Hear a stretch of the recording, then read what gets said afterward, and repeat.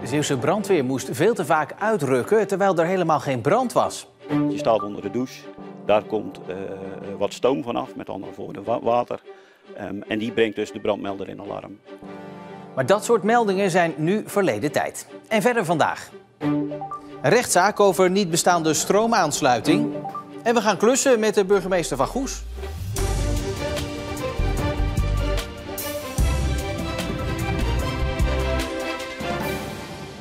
Goedenavond. Een verbrande boterham of een berg stof in een oude rookmelder. Het zijn zomaar 2 redenen waarom de Zeeuwse brandweer uitrukt terwijl er helemaal geen brand is. En dat kost tijd en geld. De afgelopen periode heeft de veiligheidsregio er alles aan gedaan om het aantal onnodige uitrukken in te dammen. Met succes. Goedemorgen, meldkamer brandweer. Ik krijg van jullie automatische brandmelding. Oké, stoom uit de keuken. Ongewenste melding. Goed, dan sluit ik hem af. Dank u wel. Houd de brandweer binnen. Dag. Dagelijks krijgt de brandweer in de meldkamer automatische meldingen binnen van bedrijven. Daar zaten in het verleden heel veel loze meldingen bij. De brandweer rukte dan wel uit, maar dan bleek er niks aan de hand. Daarom werd een project gestart om het aantal loze meldingen terug te brengen. De doelstelling was dus inderdaad gewoon minder uitdrukken voor de brandweer, zodat we daar ook gewoon minder kosten maken. Het totaal aantal automatische meldingen dat binnenkomt en de automatische meldingen waarvoor niet meer hoeft worden uitgerukt, is inmiddels succesvol teruggebracht. Hoe hebben we dat bereikt? Met eerst gewoon echt bewustwording, dus echt gewoon met de abonnees bezig zijn, jaarlijks brieven schrijven, continu benaderen van op het moment dat er meldingen waren, kijken waar we gewoon op technisch vlak of gewoon organisatorisch vlak verbetering binnen de bedrijven konden bewerkstelligen. Goedemorgen, meldkamer brandweer. Ik krijg van jullie een automatische brandmelding. Ook in de meldkamer is sinds vorig jaar de werkwijze aangepast om zoveel mogelijk te voorkomen dat er voor niets wordt uitgerukt. Goed, dus jullie hebben hulp van de brandweer nodig? Vroeger dan drukten we gelijk af, gingen de piepers van de brandweer af en gingen we gelijk rijden. Nu gaat de centralist eerst bellen, uitvragen en daarna sturen we pas een brandweer naar huis toe op het moment dat we geverifieerd hebben dat het een echte brand is. Goed, de brandweer komt in ieder geval even kijken. Zorg dat iedereen buiten blijft en veilig is. Hè? Mocht het erger worden, hoor ik graag van u terug. Dank u wel. Dag. Afgelopen jaar lukte het de brandweer om zo de onnodige uitrukken van een brandweerauto met bijna de helft te verminderen. En u hoeft zich geen zorgen te maken, want als het echt nodig is, komt de brandweer altijd. Ik praat erover verder met verslaggever Mark van Leijden. Mark, als we toch dan even de cijfers erbij pakken. Hè? 2 jaar geleden nog 451 keer, vorig jaar 260 keer. Wat scheelt dat wel niet in de kosten? Nou, als je bedenkt dat een uitruk op dit moment €680 kost, dan scheelt dat dus zo'n €130.000. En dat is toch wel fijn als dat minder gebeurt, want uiteindelijk betalen wij als Zeeuwen de prijs daarvoor. Trouwens, als een bedrijf te vaak loze meldingen produceert, krijgen zij wel de rekening gepresenteerd. Nou goed, deze daling in het aantal meldingen zorgt denk ik ook voor minder chagrijnige brandweerlieden. Ja, voor de moraal van de brandweerlieden is dit wel een stuk beter. Je weet als brandweerman natuurlijk lang niet altijd wat je gaat aantreffen als je naar een melding gaat. Maar als je vervolgens keer op keer halverwege moet omdraaien, ja, dat werkt natuurlijk niet motiverend. Dus ook daar is wel winst behaald. Ja. Nou wil ik het feestje niet bederven, maar als ik toch nog even naar die cijfers kijk. 260 keer vorig jaar voor niks uitgerukt, dat is toch 5 keer per week. Dat is toch nog best een hoog aantal. De brandweer hoopt dan ook dat er meer in de toekomst gekeken wordt naar moderne technieken, dat het ook wordt toegepast. Bijvoorbeeld het gebruiken van 2 melders in alarm, waardoor het zeker is dat er sprake is van een brand. Maar ook het toepassing van bijvoorbeeld een melder met een camera erop. Of een lasermelder, die laatste zelfs in staat om te herkennen wat voor soort rook het is. Dus of het om stoom gaat of daadwerkelijk om een brand gaat. Nou, dan dat aantal meldingen kan dan nog verder naar beneden natuurlijk. Wellicht. Mark, dank je wel. De inwoners van Kattendijke krijgen het advies om hun drinkwater in elk geval tot zaterdagochtend te koken voor gebruik. Na werkzaamheden aan de waterleiding is er volgens waterbedrijf Evides een onregelmatigheid geconstateerd. Naast het kookadvies is Evides ook bezig om de waterleiding helemaal door te spoelen.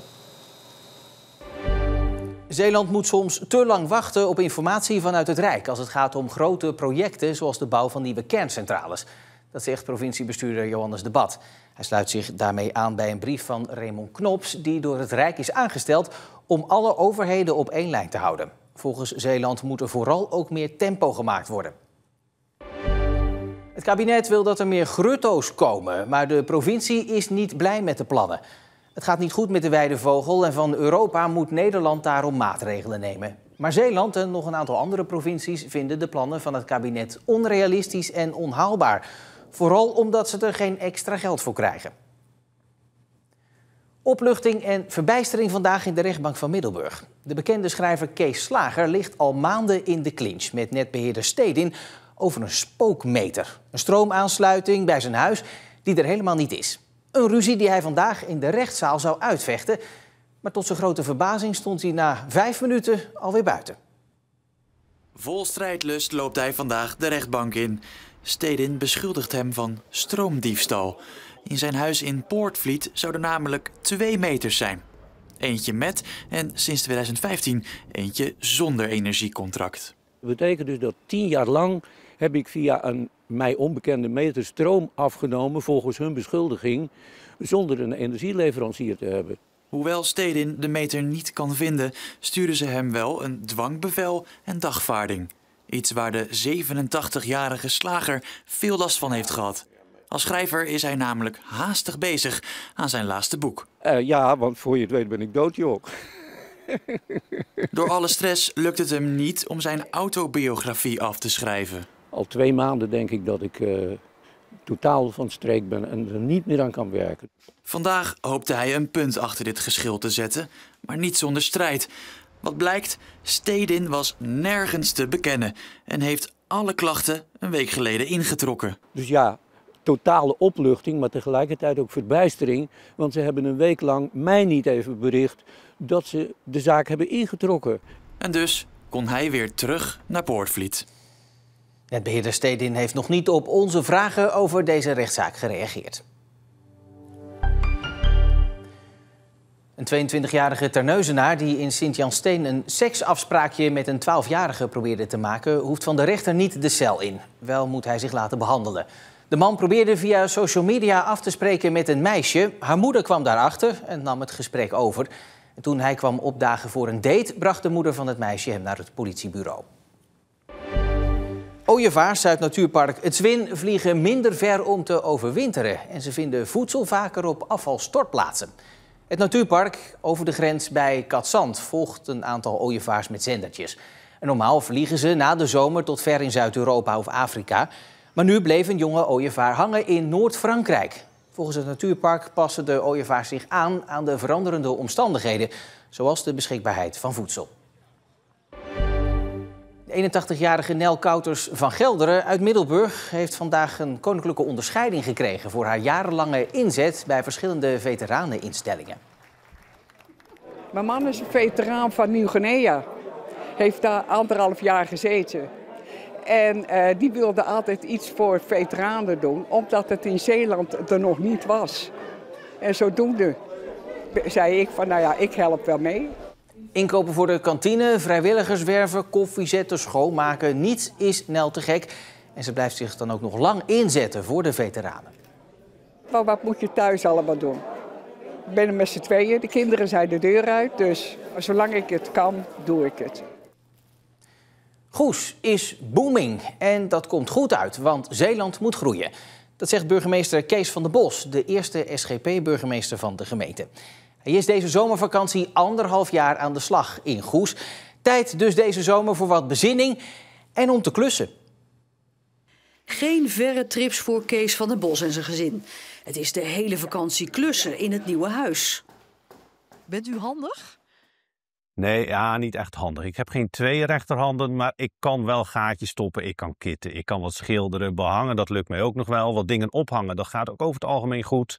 En hier en daar moet er nog een schotje geplaatst worden. Dat kan ik ook wel, maar veel verder, moet ik eerlijk zeggen, gaat het niet. Nadat hij eerst SGP-wethouder was op Schouwen-Duiveland en daarna een paar jaar burgemeester op Urk, is hij dus nu alweer 1,5 jaar aan de slag in Goes.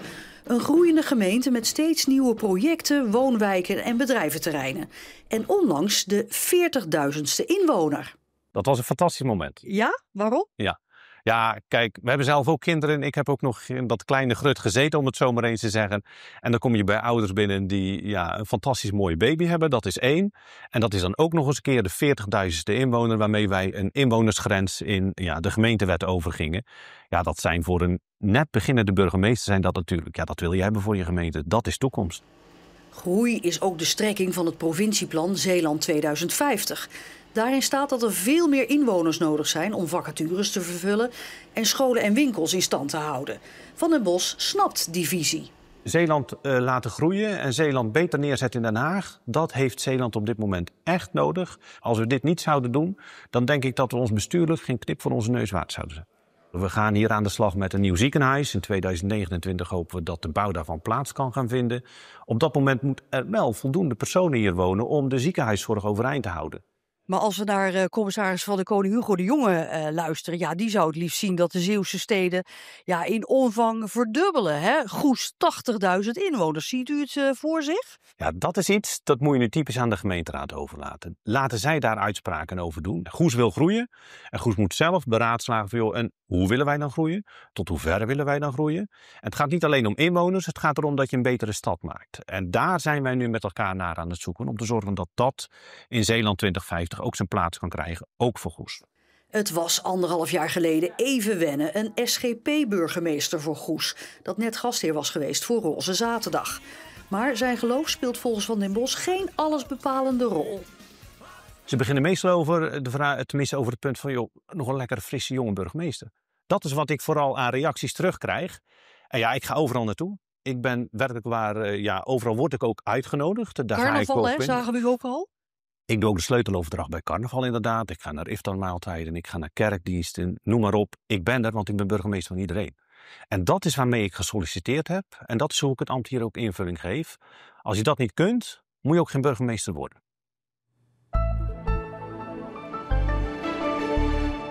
Het was trouwens best goed weer om te klussen vandaag, want het begon bewolkt met lokaal nog een bui.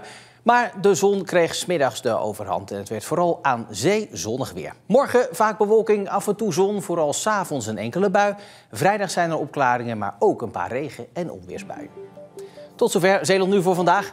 Het laatste Zeeuwse nieuws dat vind je natuurlijk altijd online in onze app en ook op omroepzeeland.nl. Ik wens u voor nu nog een heel mooie woensdagavond.